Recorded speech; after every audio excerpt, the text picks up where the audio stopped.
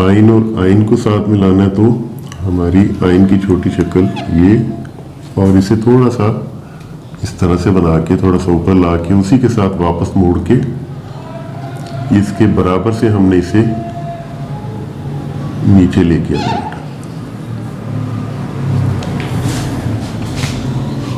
आइन को फे के साथ मिलाना है,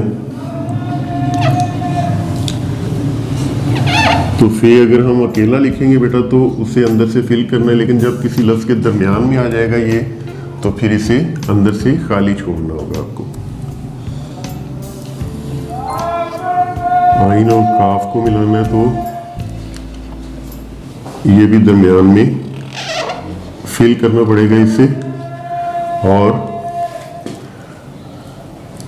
कुछ लफ्ज़ों में आइन को अगर काफ के साथ मिलाएं या किसी काफ को दरमियान में किसी लफ्ज़ के नीचे दरमियान में आएगा, तो वो बेटा कई बार वो सिर्फ खुला भी छोड़ना पड़ता है। मसलन हकीकत एक लफ्ज़ है, उसमें आप काफ जो है दरमियान में आता है, लेकिन वहाँ पे इसे हमने खाली छोड़ना है।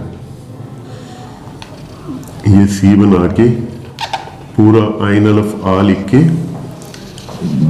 ये डंडा लगा के ये बेटा खला जो है ना, ये जरूर छोड़ना चाहिए। आप बिल्कुल आइन के यहां से इसे बे को नहीं बना सकते। आइन को लाम के साथ मिलाना है, तो ये सी बना के हाफ अलिफ नीचे लेके आएंगे, यहां से इसे कर्व कर देंगे, सर्कल कर देंगे हम। आइन को मीम के साथ मिलाना है, तो ये शक्ल हमजा की बना के यहाँ पे एक ट्रायंगल बनाएंगे और उसे हम नीचे ले आएंगे। आइन को नून के साथ मिलाना है, तो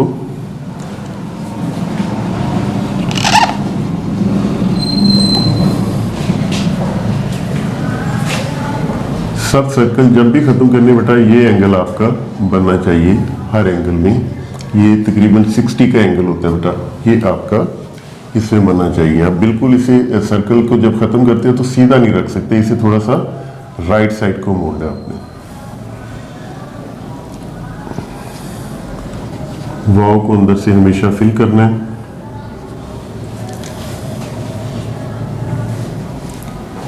ये देखिए, ये छोटी ये की शक्ल है पूरी।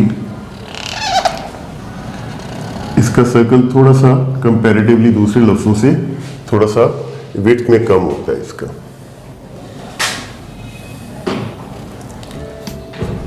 ये मद्दा लगा देना है ये हे के साथ मिलाने के लिए, और ये हमजा इसी अंदर से हमने नीचे से कर्व कर देना है। तो ये आपके अलिफ से या तक जो है ये सारे वर्ड्स मुकम्मल हो जाएंगे बेटा। आप 2-3 लफ्ज़ बना लेते हैं, बाकी आप घर में बना लिया कीजिए बेटा। तो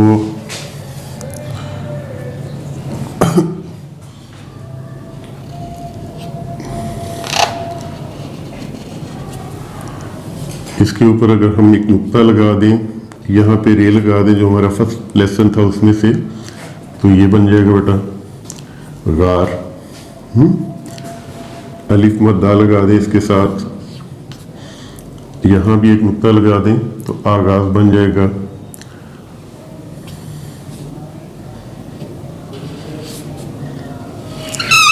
ये छोटी शक्ल बेटा, इसके साथ हम रे लगा दें, यहाँ पेश डाल दें, रोग बन जाएगा। अगर हम इसी के साथ अलिफ लगा दें बेटा, रागिब बन जाएगा। ठीक है, आइन दाल,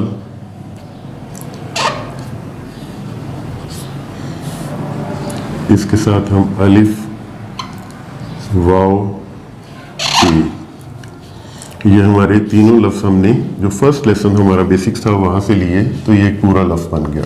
तो बेटा मकसद सिर्फ आपको यही बताना है कि आप जो कुछ भी लिखते हैं वो सारा इन्हीं लेसन्स में है। आपको कंसंट्रेशन के साथ इन्हें देखना होगा और फिर खुद अपना ज़हन, कुछ बच्चे बेटा होते हैं जो थ्योरी के साथ ऑब्जर्व कर लेते हैं कि हमने थ्योरी पढ़ ली है तो इसे हमने किस तरह से करना है। कुछ बच्चे जो है वो वैसे ही ज़रा थोड़ा जीनियस होते हैं। कुछ बच्चे होते हैं जिन्हें थ्योरी के साथ बेटा प्रैक्टिस की बहुत ज़्यादा ज़रूरत होती है, तो प्रैक्टिकल जो है वो सबसे ज़्यादा ज़रूरी है, मैं हमेशा कहता हूँ तो प्रैक्टिकल बेटा आपने करना है, जितना ज़्यादा लिखेंगे आपका हाथ उतना ही सेट होगा, और इंशाल्लाह उम्मीद है कि आप इसे अच्छे तरीके से करेंगे।